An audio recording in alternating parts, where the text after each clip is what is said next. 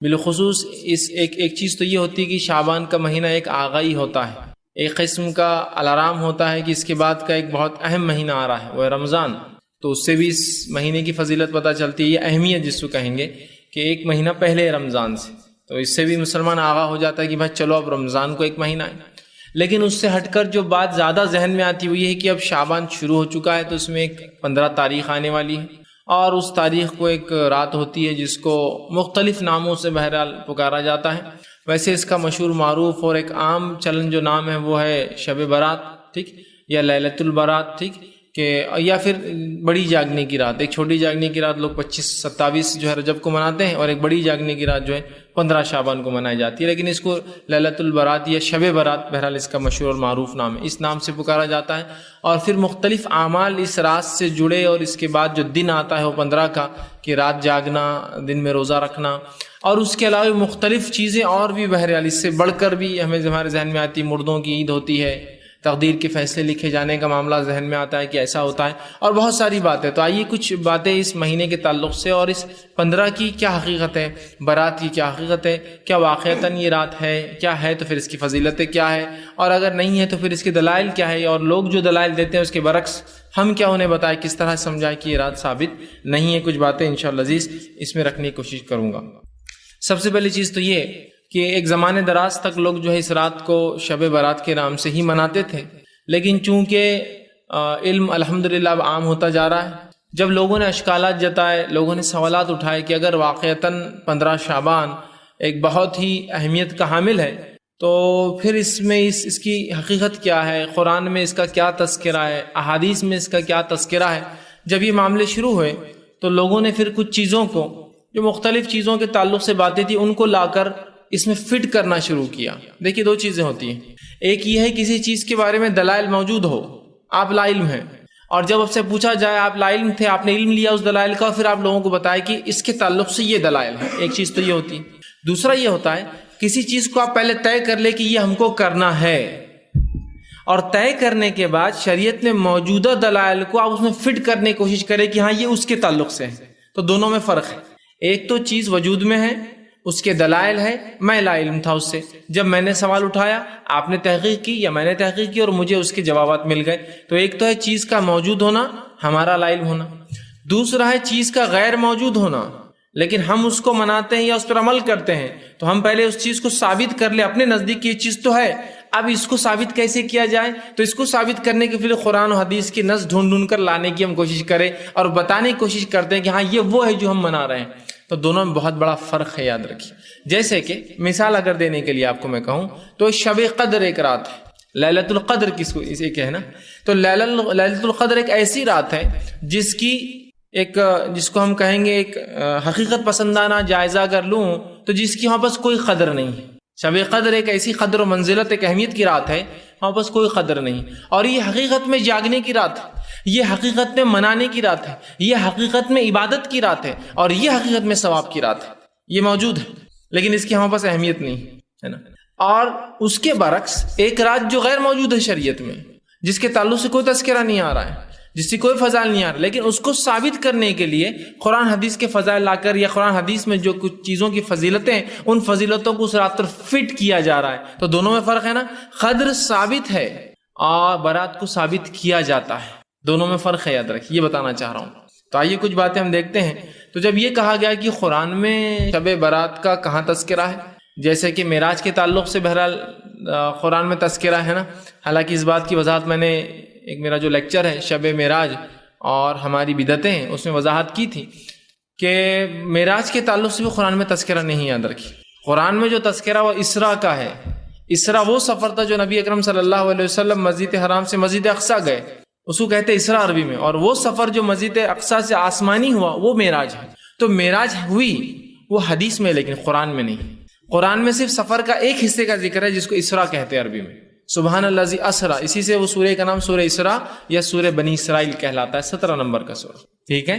تو وہاں بھی معراج کا تذکرہ ہے، معراج حدیث میں ہے، تو معراج ہوئی لیکن منانا ثابت نہیں، سمجھ رہا۔ تو اسی طرح جب سوالات ہوئے تو لوگوں نے اس رات کو ثابت کرنے کے لیے کچھ آیتوں کو لا کر فٹ کرنے کی کوشش کی ہے، یاد رکھیے۔ اور جب بھی یاد رکھیے پیوند کاری ہوں گی نا، چیزوں کو گھڑا جائیں گا تو پیوند کھل جاتے ہیں، الٹریشن سمجھ میں آ جاتے ہیں. حقیقی چیز شب قدر واضح ہے.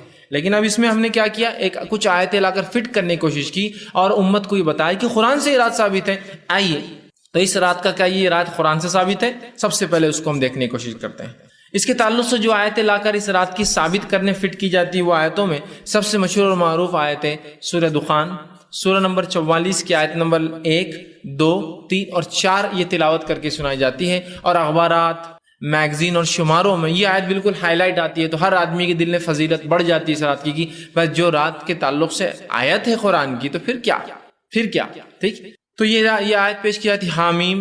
ٹھیک ہے، حامیم، بہرحال یہ حامیم حروف مقطعات حامیم والکتاب المبین، اور قسم ہے اس کھلی ہوئی کتاب کی، قسم ہے اس واضح کتاب کی، ایسی کتاب کی جس کی ہر چیز کلیئر ہو، ایسی کتاب جس کا ٹیکسٹ کلیئر ہو، جس کو ہم سمجھ سکتے ہوں. آگے فرما انا انزلناہ فی لیلۃ مبارکۃ انا کنا منذرین، اور ہم نے اس قرآن کو ایک مبارک رات میں نازل کیا اور ہم ہی تمہیں جو ہے ڈرانے والے ہیں. ٹھیک ہے، اس قرآن کو مبارک رات میں نازل کیا، ہم ہی تمہیں ڈرانے والے. فیہا یفرق کل امر حکیم، اور اس رات ہم جو ہے سارے مضبوط فیصلے، حکمت والے مضبوط فیصلے اس رات ہم کرتے ہیں. امر من عندنا، اور یہ تمام حکم ہمارے طرف سے ہوتا ہے، یہ احکامات ہمارے طرف سے ہوتے ہیں. انا کنا مرسلین، اور اے نبی ہم نے آپ کو رسول بنا کر بھیجا، ہم ہی نے آپ کو اپوائنٹ کیا رسول بنا، اس لیے کہ کوئی آدمی خود اپنے آپ کو رسول نہیں بنا سکتا، ہم نے آپ کو رسول بنا کر بھیجا ہے. یہ 4 آیتیں لا کر پیش کی جاتی ہے اور بتایا جاتا ہے دیکھو انا انزلناہ فی لیلۃ مبارکۃ انا کنا منذرین، اور ہم نے اس قرآن کو ایک مبارک رات میں نازل کیا اور ہم ہی جو ہے ڈرانے والے ہیں. اب جب یہ بات سمجھ میں آتی ہے اور پھر اس رات کو ایک نیا نام دیا گیا، ایک نام تو پرانا ہے، مشہور ہے، وہ ہے لیلۃ البرات یا لیلۃ جو ہے شب برات، لیکن اب جو ہے قرآن سے چونکہ ثابت کیا جا رہا ہے تو اس کا نام تبدیل کر کے رکھا گیا لیلۃ مبارکہ، مبارک رات ہے نا. اور یہ آیت پیش کرنے کے بعد تو ہر مسلمان سر اپنا خم کر لیتا ہے، جھکا لیتا ہے کہ بس قرآن کی آیت ہے تو پھر تو بھائی معاملہ درست ہی ہوگا. اب آئیے تھوڑی اس کی حقیقت بھی دیکھ لیتے ہیں. قرآن کی تفسیر کے جو لوگ اصول جانتے ہیں تو قرآن کی تفسیر کا پہلا اصول ہوتا ہے قرآن کی تفسیر قرآن سے، تفسیر القرآن بالقرآن، یہ پہلا اصول ہوتا ہے. قرآن کی تفسیر کے قوم پر 6 سے 7 اصول ہوتے ہیں، جن میں پہلا اصول ہے قرآن کی تفسیر قرآن سے، اور یہ اصول سب کے نزدیک ایسے ہی ہے، اس میں کوئی اختلاف نہیں اس اصول میں. پہلے دوسرا اصول ہے قرآن کی تفسیر احادیث سے. ٹھیک، تو آئیے اس اصول کے مطابق چلیے پہلا اصول اس پر لاگو کرتے ہیں، قرآن کی تفسیر قرآن سے. ٹھیک، کیا فرمایا؟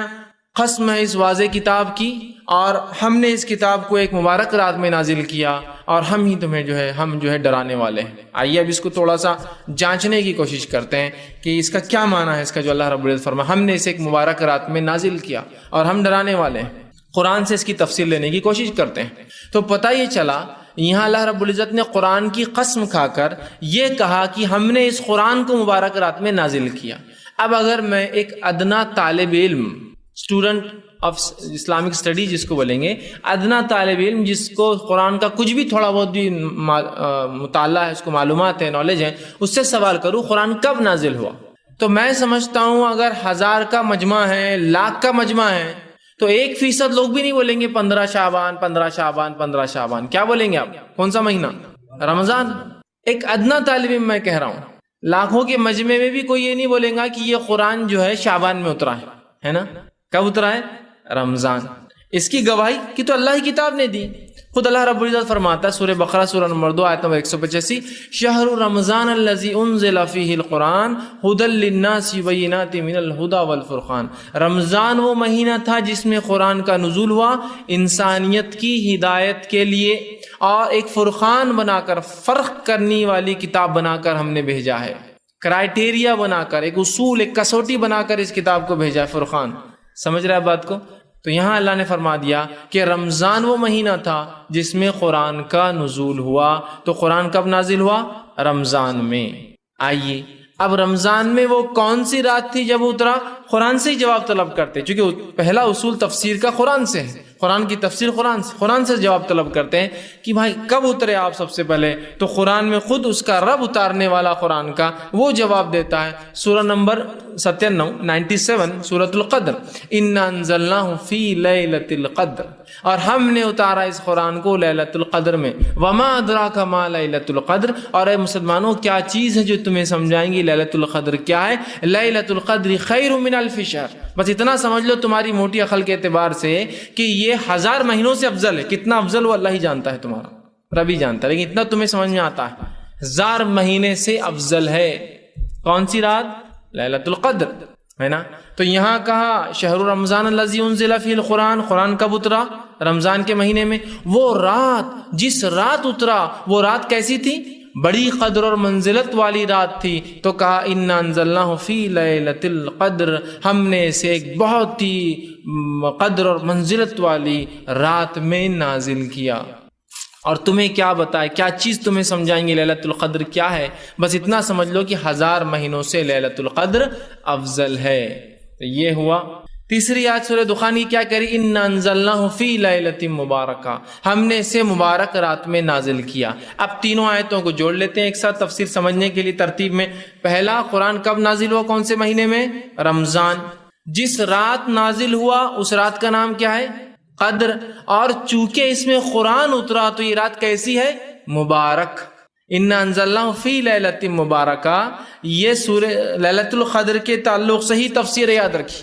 اور آگے کیا فرمایا؟ مبارک انا کنا منذرین فیہا یفرق کل امر حکیم، اور اسی رات ہم سارے حکمت کے اور بڑے مضبوط والے فیصلے کرتے ہیں۔ مطلب مفسرین لکھتے ہیں اس رات اللہ رب العزت نے جو تقدیریں ہماری لکھ دی ہے، اس تقدیر کو فرشتوں کو سونپ دیا جاتا ہے ایئرلی، کہ آپ کیا ایکسیکیوٹ کرنا ہے، یہ بندوں کے ساتھ کیا کیا کرنا ہے۔ تو یہ سالانہ سمجھو ان کا جو ہے ورک ہے کہ یہ سال کتنے لوگ جئیں گے، کتنا کھاؤں گا، کیا کروں گا، اولادیں پیدا ہوں گی نہیں ہوں گی، کیا تکلیفیں، کیا، یہ تمام کام فرشتوں کو جو تقدیر میں لکھے وہ سونپ دیے جاتے ہیں کہ ایکسیکیوٹ کرنا ہے پورے سال تم کو، اگلے سال تک کے لیے۔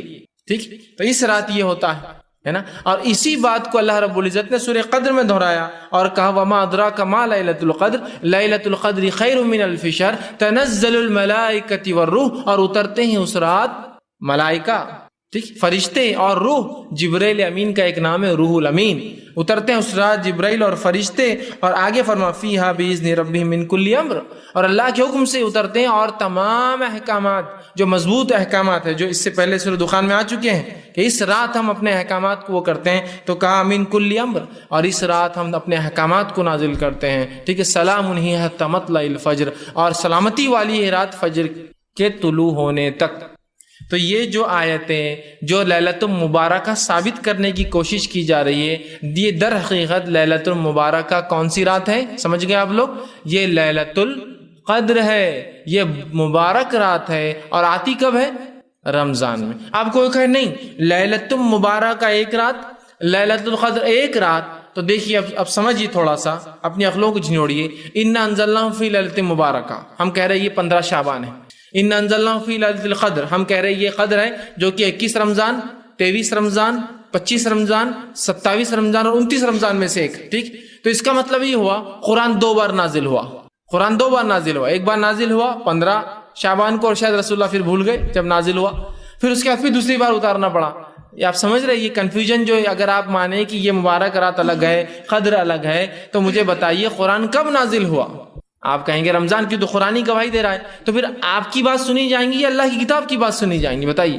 تو بس جب امت نے سوال کیا کیا یہ رات قرآن سے ثابت ہے، تو آیت لا کر فٹ، میں نے کہا نا، ایک ہے چیز کا ثابت ہونا، قدر بالکل ثابت ہے، اور ایک ایسی چیز ہے جس کو ثابت کرنے کے لیے دلائل کو جمع کیا جا رہا ہے۔ مطلب یہ کہ اگر میں یہ کہہ لوں کہ یہ چیز مجھے اپنے نفس پہ حلال کرنا ہی ہے، اب شروع کرو تحقیق کی کیا ہے، تو میں حلال والی چیزیں لیتے جاؤں گا، حرام والا معاملہ چھوڑتے جاؤں گا۔ شریعت نے کیا کہا وہ اصل ہے، یاد رکھیے۔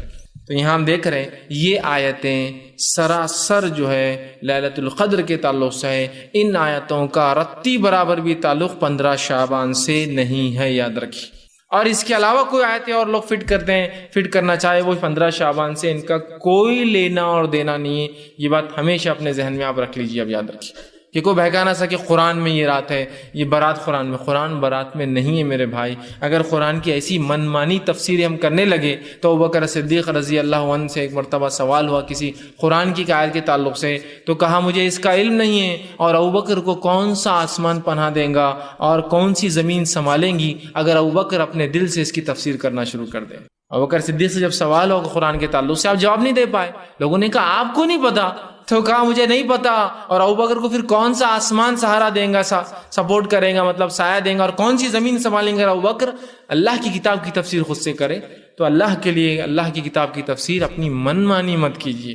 اور کسی مفسر نے اس کا معنی یہ نہیں لیا کہ یہ سوائے ان کے جنہوں نے مختلف عجیب و غریب دعوے کر رکھے، جن کو اہل باطن جن کو کہتے ہیں، جن کے سامنے ظاہر نہیں، ان کو باطن علم ہوتا ہے، ان کے نزدیک یہ تفسیر میں آتا ہے 15 شعبان. اس کے علاوہ کسی نے بھی اس کو، بلکہ علامہ ابن کثیر نے کہا یہ تو قدری ہے، یاد رکھیے مکمل طور سے. تفسیر الطبری میں کہا کہ یہ تو قدری ہے یقینی طور سے، اس لیے کہ یہ قدر کی تفسیر ہے. سورہ جو لیلۃ القدر ہے اسی وہ رات چونکہ مبارک ہے، یہاں اس کا ایک صفت کا تذکرہ ہو رہا ہے، وہاں نام کا تذکرہ ہو رہا ہے، اور سورہ بقرہ میں وہ کب آتی ہے، رمضان کا تذکرہ ہو رہا ہے. تینوں باتیں آ گئی. تو قرآن سے یہ رات ثابت نہیں، یاد رکھی. تو کوئی اب خامخواہ کسی کو باور کرنے کی کوشش نہ کریں. اب ہوتا یوں ہے کہ جب دلائل دیے جاتے ہیں تو لوگ الٹا چڑھائی کرتے ہیں، سنتے تو نہیں یہ بات کو.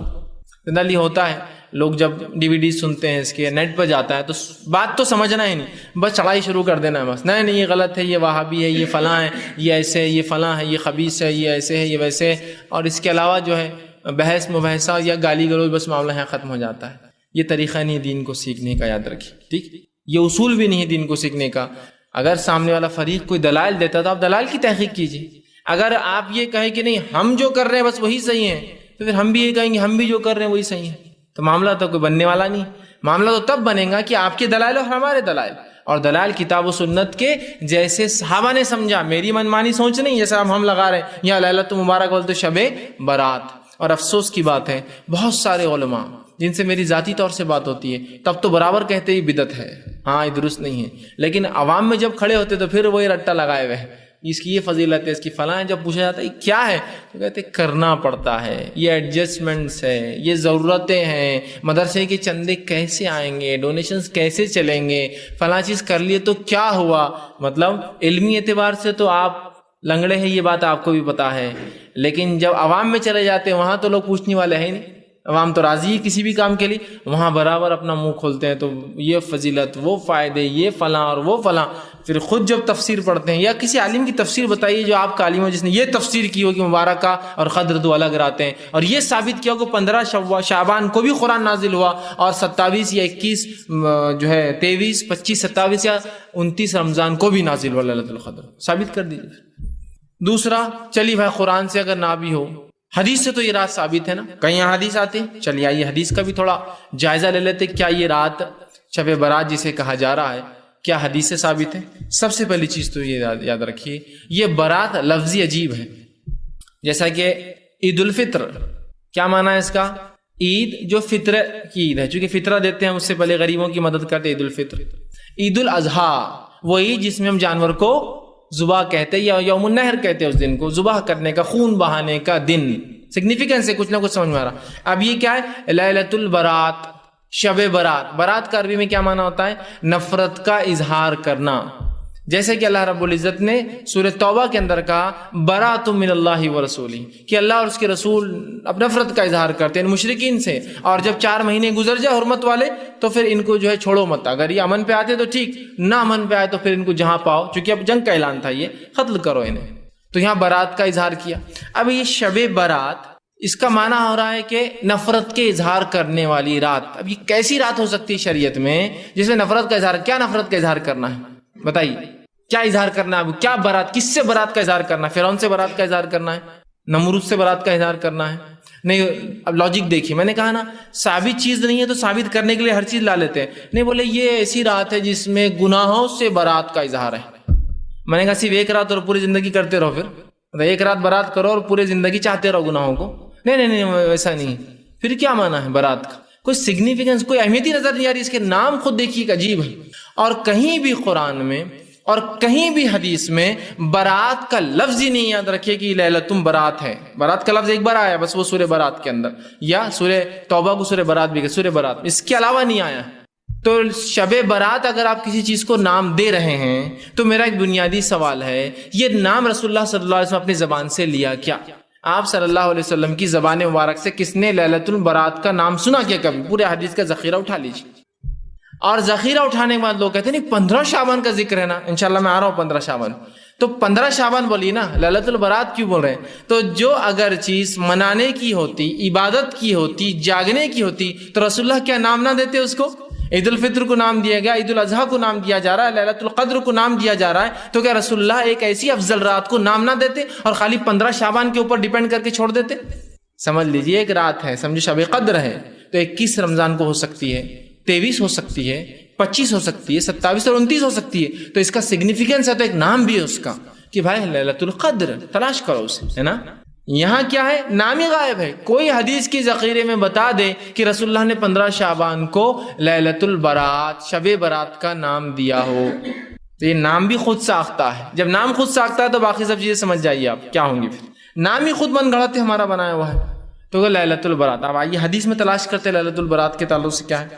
دیکھیے جتنی احادیث ہے شب برات کے تعلق سے آتی ہے، جتنی احادیث جو شب برات کا نام تو کہیں بھی نہیں یاد رکھتے. میں پھر کہہ رہا ہوں، ان ضعیف اور موضوع روایت میں بھی برات لفظ کا تذکرہ نہیں ہے، 15 شعبان کا تذکرہ ہے. ٹھیک ہے، تو جتنی روایتیں 15 شعبان کے تعلق سے آتی جس کو شب برات بول کر ہم منا رہے، اس کا تذکرہ نہ صحیح روایت میں نہ ضعیف روایت میں ہے.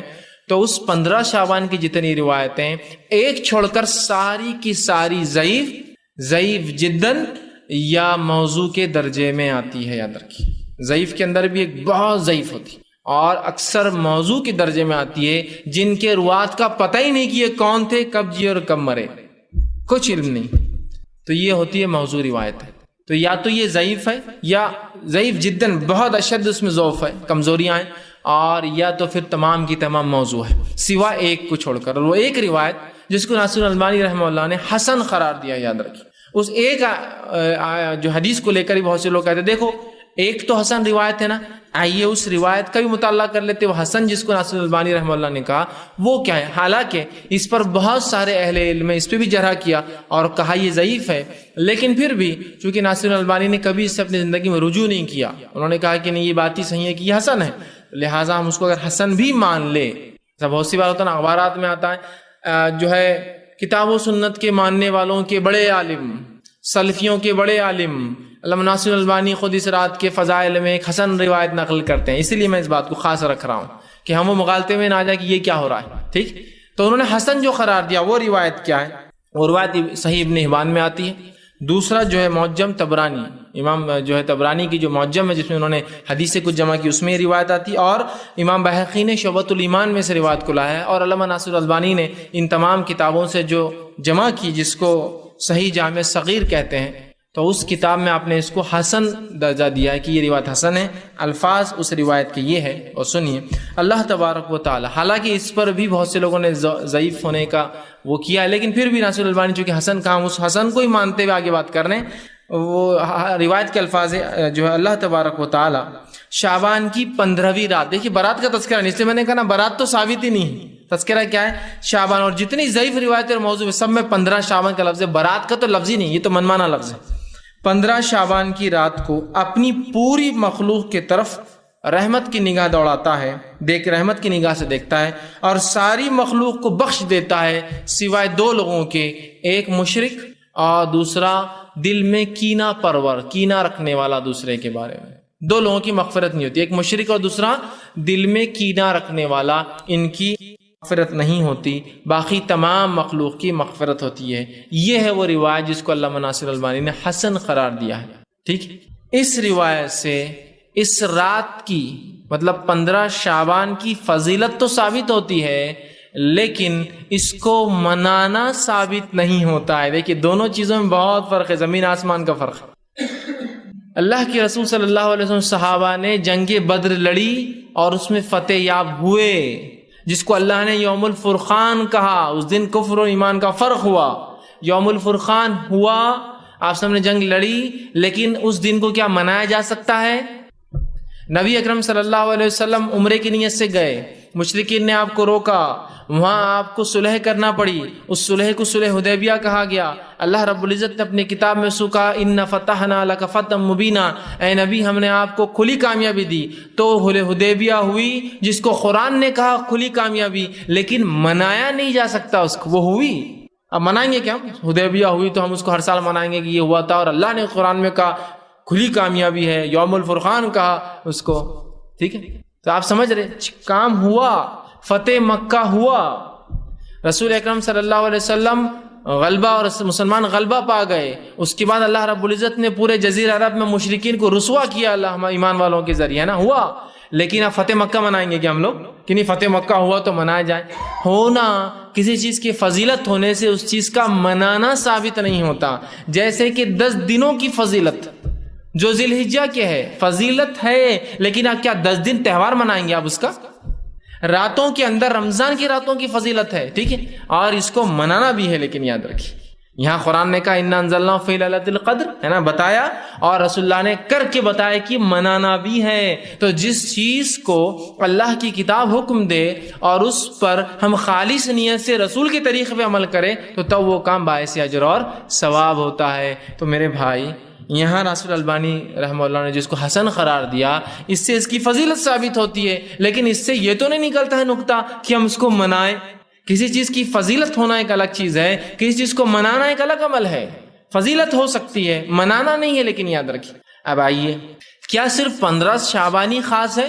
تو 15 شعبان اس مسئلے میں خاص نہیں ہے، چونکہ اس سے بھی افضل راتیں چل رہی اور ہر رات اس سے افضل ہوتی، یاد رکھیے۔ اس کا معنی کیا ہے؟ آئیے میں ایک روایت سناتا ہوں، صحیح بخاری اور صحیح مسلم کی روایت ہے، متفق علیہ۔ آپ فرماتے ہیں ہر رات، ویسے یہ بات ہم صرف رمضان میں سنتے ہیں لیکن یہ حدیث جو ہے عام ہے، ہر رات اللہ رب العزت آسمانی دنیا پر آتا ہے، پہلے آسمان پر آتا ہے، ٹھیک، ہر رات، اور ایک ندا آواز لگائی جاتی ہے کہ ہے کوئی مغفرت کا طلب کرنے والا، میں دینے بیٹھا ہوں، ہے کوئی توبہ کرنے والا، میں دینے بیٹھا ہوں، ہے کوئی مانگنے والا، میں اس کی محتاجی پوری کرنا بیٹھا ہوں۔ اور اللہ ہر رات یہ کرتا ہے، رات کے آخری تیسرے پہر جس کو تہجد بولتے ہیں نا، سحر کا آخری وقت جو ہوتا ہے وہ تہجد کا آخری وقت ہے، تب اللہ رب العزت آسمانی دنیا پہ آتا ہے ہماری، اور ایک ندا اور آواز لگائی جاتی ہے جب ہم سوتے رہتے ہیں۔ یہ اللہ کے کچھ بندے جاگ کر تب اللہ سے مانگتے بھی ہیں، اس وقت مانگنا چاہیے کہ ندا آواز، اللہ آواز لگا رہا ہے، کوئی مغفرت کا طلب کرنے والا، ہے کوئی توبہ کرنے والا، ہے کوئی معافی مانگنے والا، ہے کوئی جو حاجت چاہتا ہے مجھ سے پوری کروا، اور میں کرنے کو بیٹھا۔ تو یہ تو ہر رات ہوتا ہے، تو 15 شعبان کیا خاص ہے پھر؟ ہر رات ہی ہوتا ہے، ہر رات ہو رہی یہ چیز، ہر رات اللہ رب العزت توبہ اور مغفرت کرنے والوں کو 15 شعبان سے زیادہ فضیلت دے رہا ہے۔ اس رات تو سب کو اللہ معاف کر رہا ہے، لیکن یہاں تو ہر شخص اپنے لیے معافی مانگ سکتا ہے، ہر شخص ہر رات مانگ سکتا ہے، کوئی رمضان بھی خاص نہیں ہے اور کوئی اس کے لیے شعبان بھی خاص نہیں، نہ 15 شعبان خاص۔ تو پھر اتنی فضیلت بیان کر کے کہ جس کی کوئی انتہا نہیں، اتنی فضیلت کہ ایک صاحب تو اس حد تک پہنچ گئے کہ کہا شب قدر سے زیادہ اس کی فضیلت ہے، اس لیے کہ شب قدر کو تو تلاش کرنا پڑتا ہے، یہ تو پہلے سے معلوم ہے کب ہے، تو لہٰذا اس میں تو زیادہ ہو جانا، ایگزیکٹلی معلوم آپ کو 15 کب ہے، وہاں تو 21 23 25 ڈھونڈو، 27 29، یہاں تو پتا ہے۔ یاد رکھیے ہم نے ان ڈپلیکیٹ راتوں کو منا کر حقیقی رات ہم بھول گئے۔ بہت سے لوگ بولتے تھے وہ کتنی بد زبانی کر رہے ہیں، شب برات کو ڈپلیکیٹ کر رہے ہیں۔ یاد رکھیے میرے بھائی، اگر کوئی حقیقی چیز کو مٹانے کی کوشش کرے دوسری کوئی چیز سے، اور اگر میں اس دوسری چیز کو برا کہوں تو آپ کو برا نہیں لگنا چاہیے، اس لیے کہ جب آپ وہ دوسری چیز کرتے ہیں اس سے ایک حقیقی چیز مٹتی ہے اور مسخ ہوتی ہے۔ تو شب قدر کے بارے میں افسوس نہیں ہوتا آپ کو کبھی کہ آپ اس کو کھو بیٹھ رہے ہیں ان راتوں کی وجہ سے دوسری؟ تو احادیث کے اندر اس رات کی جو فضیلت آتی ہے اور جو ایک ہی روایت حسن درجے کی ہے اس میں بھی صرف فضیلت ثابت ہے، حالانکہ اس کو بہت سے علماء نے ضعیف قرار دیا ہے، لیکن پھر بھی اگر ناصر البانی کے اصول کے مطابق مان بھی لیا جائے تو یہ رات کی فضیلت وہی ہے جو ہر رات کی ہے، اس میں کوئی بہت خصوصیت نہیں، ٹھیک ہے؟ تو اتنی ہی بس بات ملتی ہے، ٹھیک۔ اب دوسری چیز، نہیں دوسری ایک روایت اور ہے نا، آپ نے تو خالی ایک ہی بیان کی، وہ قبرستان والی روایت تو پوری باقی ہے ابھی، جو امام ترمذی نے اپنی کتاب میں روایت کی اور روایت کرنے کے بعد خود ہی لکھ دیا کہ ضعیف۔ بہت سی بار لوگ سوال کرتے ہیں ایسا محدث لکھتے کیوں، بیوقوف تھے کیا ہو؟ نہیں، امام ابو داؤد لکھتے کیوں تھے ایسی حدیث جو ضعیف ہے نا، فلاں باب کے اندر آپ نے یہ لکھا اور وہ بھی لکھا، پھر خود ہی لکھتے یہ صحیح اور ضعیف ہے، تو کیوں لکھتے تھے وہ لکھنے والے؟ تو میرے بھائی وہ بہت زیادہ ہوشیار اور دانا تھے، اور وہ جانتے تھے کہ امت کو دونوں پہلو رکھنا سامنے ضروری ہے. یعنی ایسے بہت سارے تابعین کے تعلق سے آتا تھا کہ ایک تابعین کا ایک واقعہ کہ انہوں نے اپنے بچے کو احادیث سکھائی، چھوٹا تھا اور بہت ساری روایتیں اس کو سکھائی. جب وہ کافی ساری حدیثیں سیکھ چکا تو اس کے بعد کیا کہا معلوم؟ کہا میرے بیٹے یہ تمام ضعیف اور موضوع روایتیں تھی جو میں نے سکھا دی، اب اس کے علاوہ جو باتیں سمجھ جانا وہ صحیح ہوں گی. میں نے تم کو رانگ کیا ہے بتا دیا، اب رائٹ کیا ہے تم سمجھ جانا. یہ رانگ ہے تمہارے پاس جو ہے، کہ تو رائٹ صحیح حدیث تو بہت ہے، اب میں نے تم کو جو چلن میں غلط ہے بتا دیا، اب یہ نہیں ہے تو سمجھ جانا تمہارے پاس جو بات آئے اس کو لے لینا خاموشی سے. انہوں نے ان کو اصول کرائٹیریا دے دیا تھا اپنے بچے، سمجھ رہے؟ تو بہت سی بار وہ دونوں باتیں سکھاتے. کیوں سکھاتے؟ تاکہ بات واضح ہو جائے. بہت سے لوگ لکھتے ہیں امام بخاری نے اپنی بخاری میں اس کو لکھا. میں کہتا ہوں ہاں لکھا ہے نا بہت سی چیزوں کو، لیکن وہ کیوں لکھا وہ نہیں دیکھیں گے. کبھی کسی حکم کو بتانے کے لیے لکھا صحیح ہے بول کے، اور کبھی نکیر کے لیے، اس کے رد کے لیے لکھا کہ یہ غلط ہے. لیکن بولنے والا کیا کرتا ہے؟ وہ رد نہیں لکھتا، خالی لکھتا کہ امام بخاری روایت کرتے ہیں. کیا روایت کرتے ہیں؟ کہ غلط ہے یہ مسئلہ، وہ نہیں لکھتا ہے.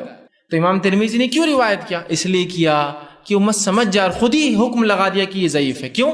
تاکہ تم سمجھ جاؤ کہ یہ روایت درست نہیں ہے، لیکن چلن میں ہے، تمہارے سامنے آ سکتی ہے بات، تو لکھ دینا بہتر ہے. تو یہ ضعیف ہے، لیکن روایت کیا ہے وہ روایت آئی ہے، اور اس کے برعکس صحیح روایت ہے کیا وہ بھی رکھوں گا. واقعہ سن لیجئے. واقعہ یہ کہ ماں عائشہ رضی اللہ عنہا فرماتی ہیں، مطلب اس روایت کے اعتبار جو ضعیف ہے ترمذی کی، اس روایت میں الفاظ سنیے. وہ کہتی ہے کہ ایک رات میں سوئی ہوئی تھی اور رسول اکرم صلی اللہ علیہ وسلم اٹھ کر بستر سے چلے گئے. میں خاموشی سے اٹھی اور پیچھے پیچھے آپ صلی اللہ علیہ وسلم کی چلی، اور آپ صلی اللہ علیہ وسلم چلتے ہوئے بقیع میں پہنچ گئے. بقیع جو جنت البقیع جسے ہم کہتے ہیں، جو قبرستان ہے، بقیع میں پہنچ گئے. اور بقیع میں پہنچ کر آپ نے ہاتھ اٹھا کر دعا کی.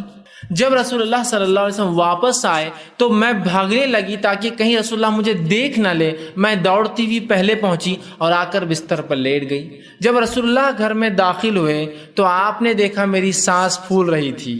آدمی سو رہا ہے لیکن سانس اسپیشل پھول رہی، مطلب وہ پیچھے تھا. تو رسول اللہ نے مجھ سے کہا، اے عائشہ کیا تم مجھ پر شک کرتی ہو کہ اللہ کے رسول ناانصافی کریں گے تمہارے ساتھ؟ تو مائی عائشہ نے کہا کہ اللہ کے رسول مجھے شک ہوا تھا کہیں آپ مجھے چھوڑ کر، چونکہ باری تو میری تھی، کہیں آپ مجھے چھوڑ کر جا کر جو ہے دوسری بیوی کے پاس تو نہیں چلے گئے. مجھے شک ہوا اس چیز کا، کہیں آپ دوسری اہلیہ دوسری بیوی کے پاس تو نہیں چلے گئے آپ. ٹھیک، اب آئیے، یہ روایت ضعیف تھی، یاد رکھیے حدیث ضعیف تھی. اس حدیث میں جو باتیں پتہ چلتی ہے وہ یہ ہیں. سب سے پہلے کہ رسول اکرم صلی اللہ علیہ وسلم خاموشی سے بقیع گئے تھے.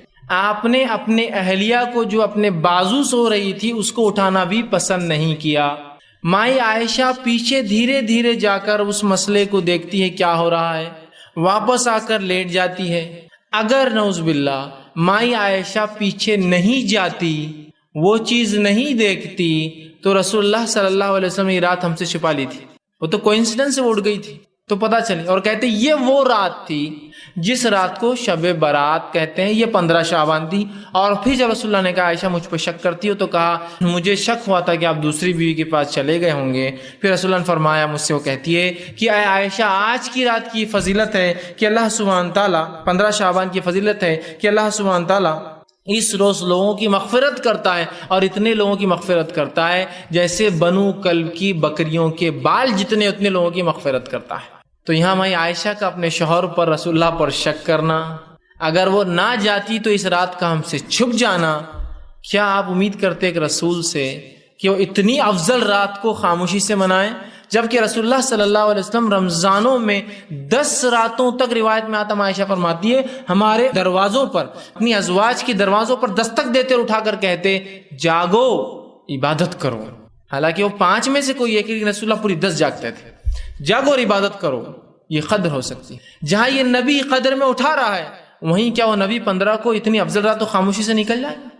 اور ماں عائشہ نہ اٹھتی تو رات تو چھپ گئی تھی ہم سے، ہے نا. لیکن یہ روایت ضعیف ہے. اس کے برعکس صحیح روایت کیا میں آپ کو رکھتا ہوں، صحیح مسلم میں یہ روایت آتی ہے، اور صحیح روایت ہے یہ.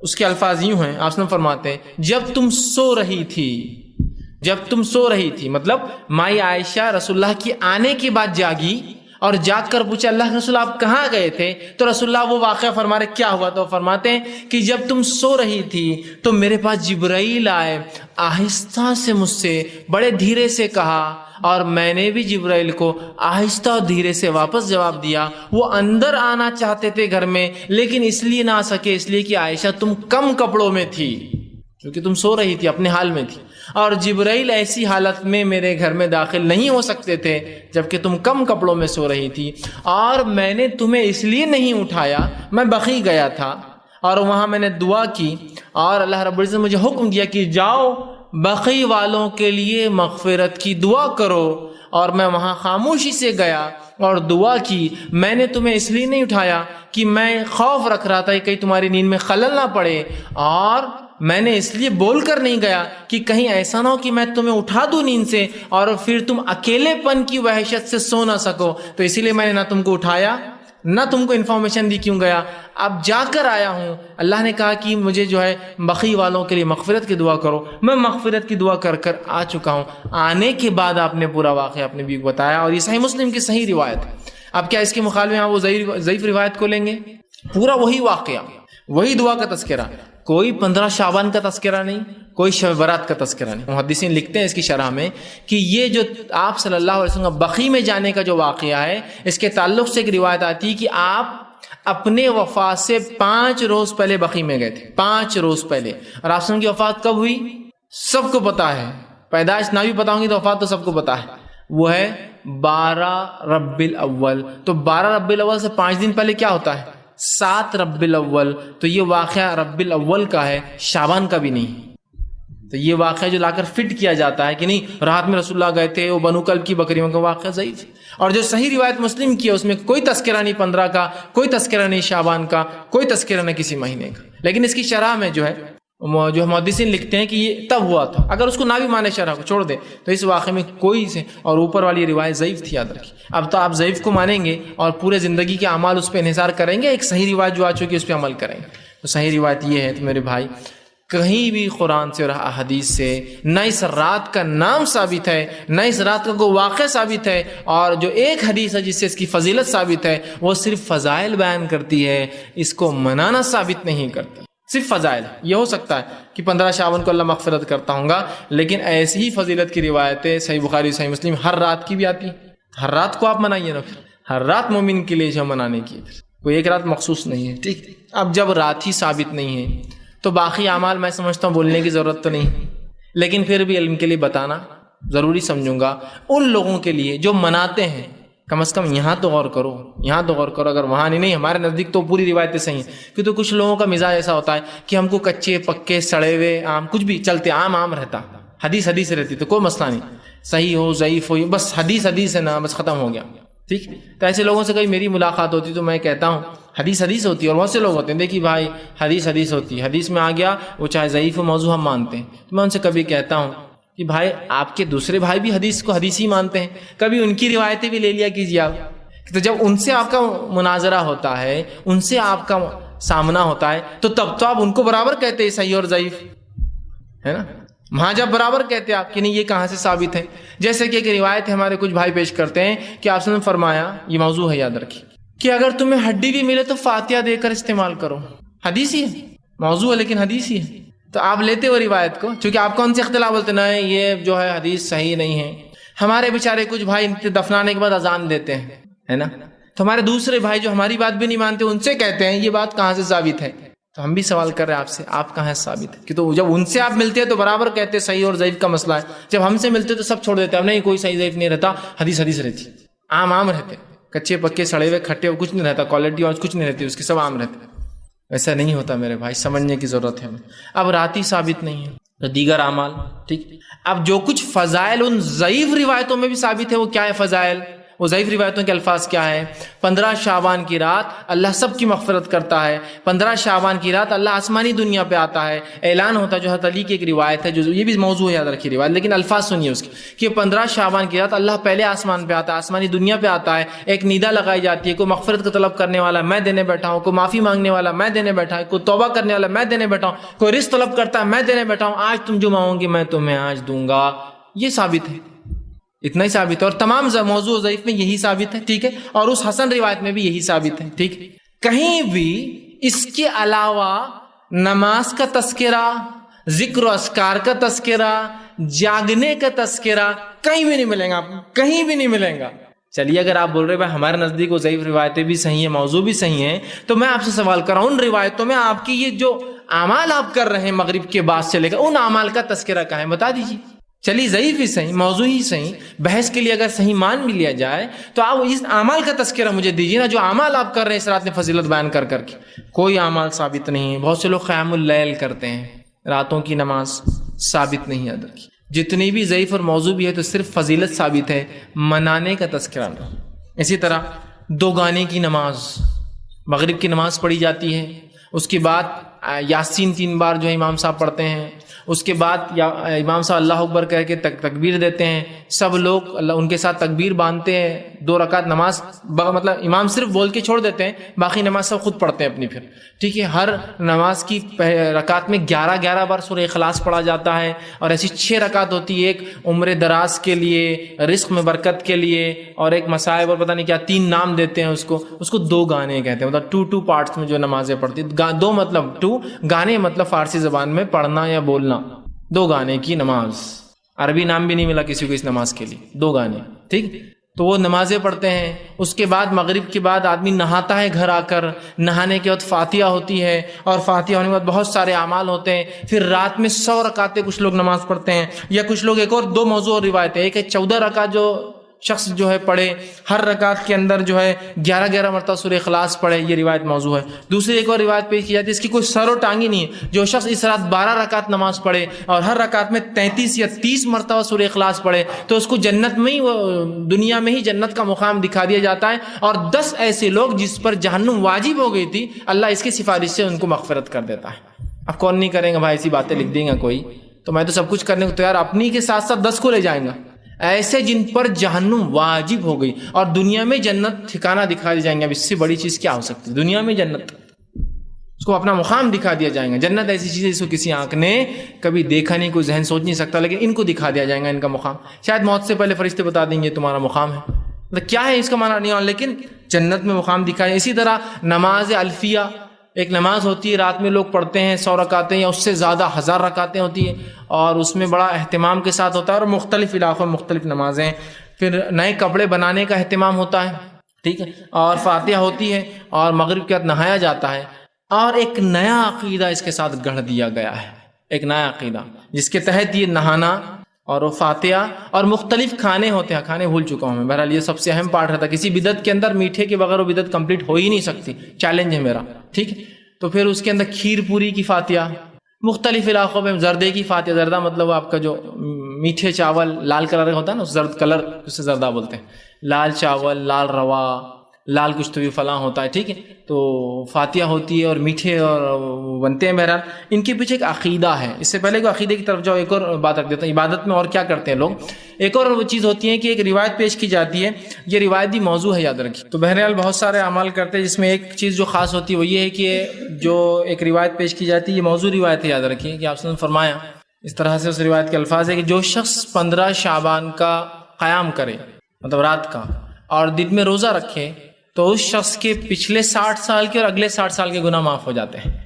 گویا آپ ٹوٹل ملا دے تو 120 ایئرس، 120 سال کے گناہ معاف ہو جاتے ہیں، پچھلے 60 اور اگلے 60۔ جبکہ ہم جانتے ہیں جو رسول اکرم صلی اللہ علیہ وسلم نے موقعہ روزے رکھے ہیں، رمضان کے علاوہ جو روزے آپ رکھتے تھے، ان کے فضائل میں یہ آتا ہے کہ جو عرفے کا روزہ ہے وہ ایک روزہ 2 سال کے گناہوں کا کفارہ ہے، اور 10 محرم 9-10 کا جو روزہ ہے وہ 1 سال کے گناہوں کا کفارہ ہے، مطلب ایک روزہ 2 سال کے اور 2 روزے 1 سال کے گناہ کا کفارہ، اس سے زیادہ نہیں۔ لیکن یہ ایک قیام اور ایک روزہ کتنے سال کا کفارہ ہے؟ 60 پچھلے 60 اگلے، مطلب اگر ایوریج لائف 60 ایئرس ہے تو 60 تو ہو گیا، اور 60 کا انہیں پہلے سے جمع کر کے رکھ لیا اسٹاک، ٹھیک، اور 2-4 راتیں مل گئی تو پھر تو اس کی کوئی کیا ہی لینے دینے ہے نا، 120 سال 120 سال 120 سال۔ حالانکہ شب قدر جو 1000 مہینوں سے افضل ہے، ان 1000 مہینوں کو اگر آپ جمع کر لیں تو 83 سال 4 مہینے ہوتے ہیں۔ گویا شب قدر جو سب سے افضل رات ہے، جو ثابت ہے، اس کا ثواب صرف 83 سال 4 مہینے، اور جو ثابت نہیں اس کا 120 سال۔ تو اب کوئی کہہ کے لے جائیں گے اوریجنل چیز کی طرف، डुप्लीकेट ज़्यादा फंक्शन दे रही है, कम कॉस्ट में आ रही है, सस्ती हो 5 ढूंढो तो 83 साल, ये एक पालो तो 120 साल, है ना।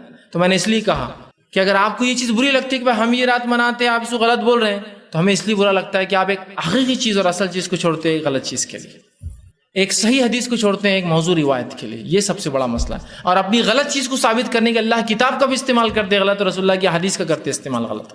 हर रात के ताल्लुक से जो हदीस आ रही बस उसको डाल दिया टोकरी के अंदर की, शब बारात की, शब बारात की। अरे एक बार तो नाम बताओ शब बारात का हदीस के अंदर, तो मान ले फिर शब बारात की बात है। बहरहाल आगे आइए।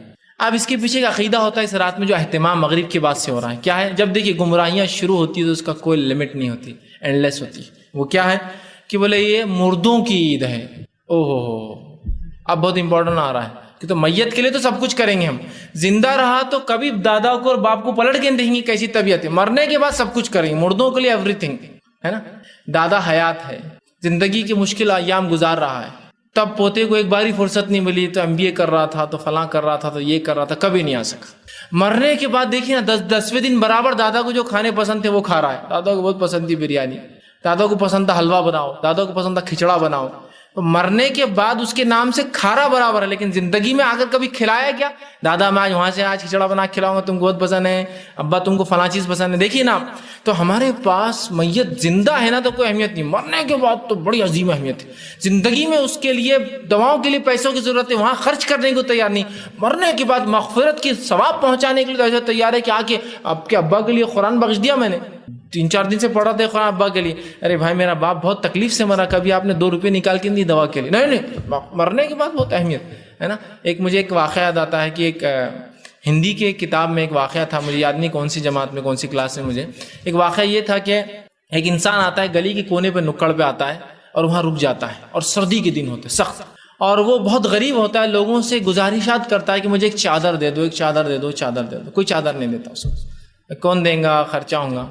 जब वो मर जाता है सर्दी की वजह से, रात में सुबह खबर पहुंचती कि मर गया, तो लोग आकर जमा होकर उसके ऊपर चादर डालते हैं, चादर डालते हैं। तो कहानी का मोरल ये था, स्टोरी अच्छी थी कि जब जिंदा था तो किसी ने चादर नहीं थी, मरने के बाद सब ढक रहे थे उसको आकर, है ना। तो ये होना चाहिए। तो मैयत मुर्दों का बड़ा मसला है कि उनको सवाब पहुंचाना है ना। तो मुर्दों की बोले आज ईद होती है। आज की रात पहले आसमान पे, जो भी आसमान पे एक झाड़ होता है, अकीदे गलत है कैसे, उस झाड़ पर पत्ते लगे होते, पत्तों पे नाम होते हैं, तो इस रात झाड़ हिलाया जाता है, पत्ते झड़ जाते हैं। जिनके